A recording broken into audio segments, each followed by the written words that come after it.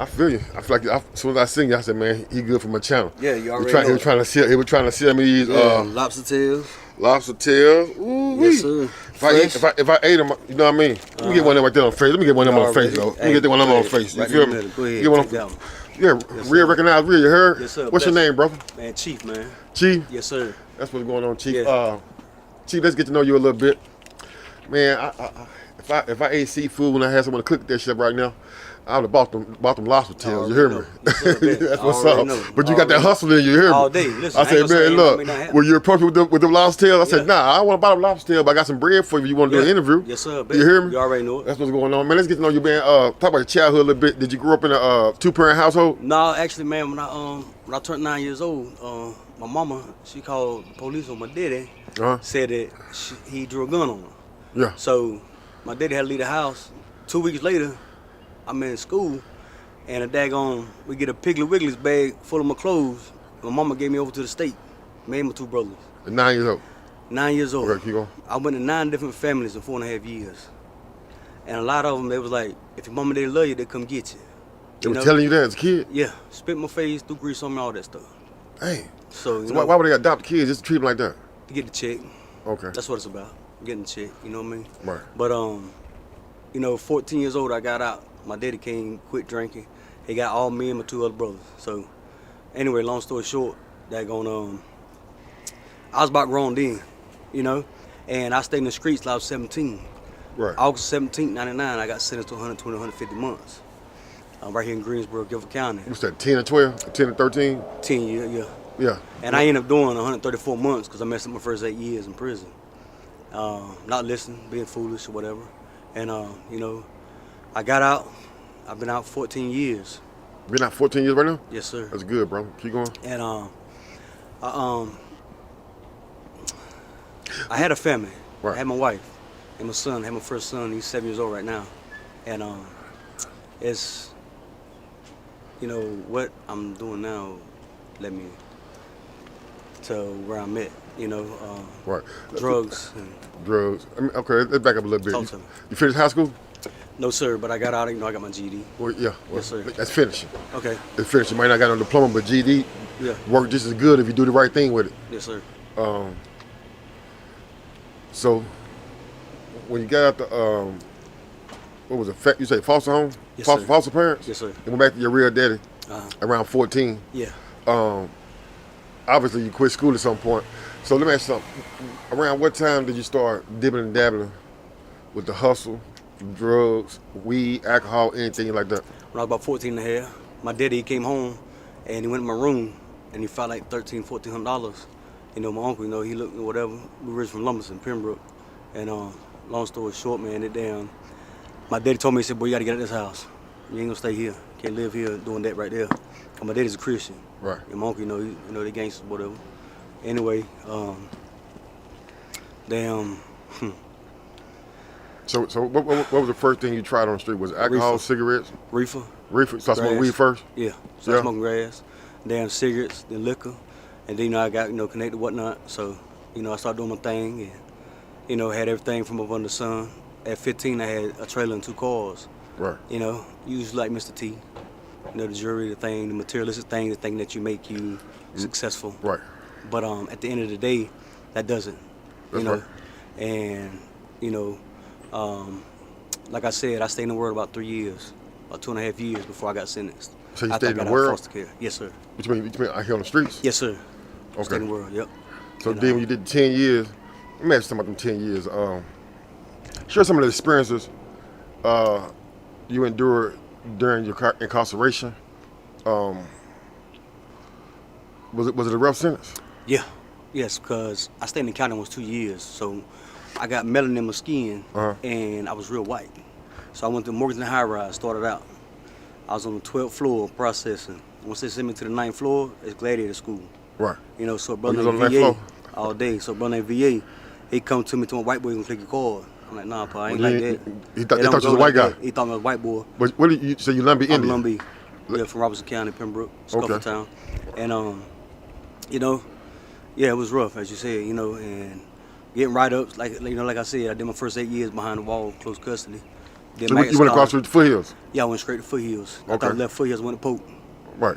Yep. New Pope. Yep, New Pope. Yes, sir. Yeah, that And opened in then- '97. No, This was The no, new this Pope was opened in New Pope. 1997. This is The New old Pope, Pope was up until '97. Okay, I was a New Pope. Yeah, I remember. Cause my brother, I remember going down there all the time. Yeah. I know all about it. Yeah, yep. I was at New Pope, and I'm right beside the Fed camp. You know what I'm saying, Burton. Butler. Yeah, Bartler. Yeah. Yeah, and anyway, being behind the wall, man, trying to find yourself, and when they got mail call and shit, I used to walk to the water fountain because I knew my name wouldn't get called. And my Or you first. used to walk off because you felt like Exactly. nobody care. You don't want to hear mail call because you know you ain't getting no mail. Exactly. You got to put an image up. Right. You got to put this persona on because you always realize there's wolves always watching. Right. So anybody that come to you and disrespect you, you got to fight them regardless, win, lose, or draw. Right. Because once they see you soft, as they say behind the wall, It's over for you. then that's over, cuz. It's over for you. Hey, cuz they taking all your food, they Right, taking right. whatever. Especially if foothill high rise. all Especially on that ninth floor. Yes, sir. On the ninth floor, I went, and then I started, trying to get a job behind the wall. I went to the kitchen, started out, but I ain't like washing damn pots and pans. I feel like a bum. Oh, they had your pots and pan? Hell yeah, when I first started. That's bro, I that's hate the that hardest shit. job in the kitchen, ain't it? Yeah. They talking about 40 cents a day. You know what I'm saying? I used to be out here working my uncle for $14, $15 an hour. You That's know what right. I mean? Imagine 40 cents a day.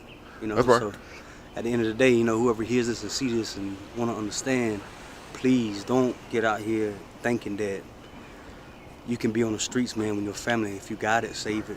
Don't let drugs interfere. Don't let none of that stuff there even control you like it is me, because I've lost a lot of things. Right. I lost my wife. I lost my son. I ain't seen my son in 7 months. 7 months. How old is your son? 7. You got 7-year-old? Yeah. How many kids you got? Just one. Biological. Man, usually when we had it, you seem like an alpha male, man. When alpha males had them boys, we love them more than we love ourselves. More than we love the women we be with. That's right. And I say because I got a 4-year-old, and Yes, I'm getting old. I'm glad I got my son at this age, because now I'm mature enough, That's to right. be a good Handle father. business. To be a good father. That's right. You know what I mean? I also had a kid when I was young. And Yeah, you I wasn't you still quite a as kid I having was a kids. kid myself. Correct. I was 16. I believe it. I'm You with know what I mean? So, but anyway, I'm surprised that boy ain't changed your life. He has. And what it was, I was staying in Tampa. Feathers Edge. FEARTHEZEDGE. You can look me up on YouTube or Instagram. Right. And I used to do hair shows. I went to 18 different states and I've been to Barner Brothers every year, February and August. Oh yeah. Yes. What kind of hair? I cut hair. Oh, you're I a started barber. raising the comb. Yes, sir. Oh, you're a barber. I'm a beast. You was a barber on the yard. I got a razor to prove it. Oh, you was a barber on the yard too? Yes, sir. You was in a barber shop? I started at Burt Teak.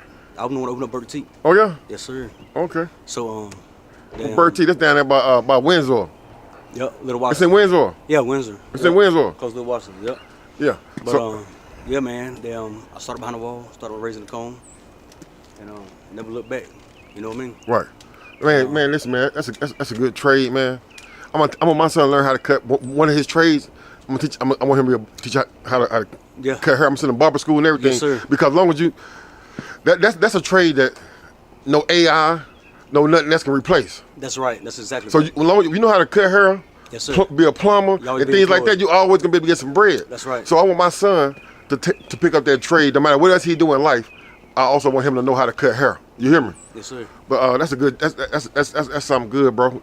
That's gonna always be able to put you back on your feet Yes, if sir. you get yourself together and get clean. That's right. Let me ask you. I never asked you, what was your drug of choice? It's cocaine. Cocaine. Yes, sir. That's the only drug you ever been addicted to. Yeah, cocaine. Okay, that's what's up. Cocaine and liquor. Cocaine and liquor. Boy, that's a hell of a Because, combination. they sell it over the counter. That's a hell of a combination, man. 'Cause I also heard you Lumbee boys, y'all got them attitude. Y'all get drunk and get that. We get it cutting with that knife. Y'all ready to cut something. You hear me? Yes, sir. Yeah, that's very true. At 14 years old, like I said, after I left my daddy's, I went back down home and lived with my uncle. Right. And my Uncle Rex, he showed me how to use a pocket knife, a hawk bill, and tree brain. Oh yeah. And, I was 14 and a half when I first seen a man get his ass cheek cut in half. Right. And anyway, what my uncle taught me wasn't the best thing. Yeah. Did but he teach you taught me how to anything survive. positive? Your uncle teach you anything positive? Nah. How to make money and how to hold your own. Not to take no shit with nobody. How to be a man That's right.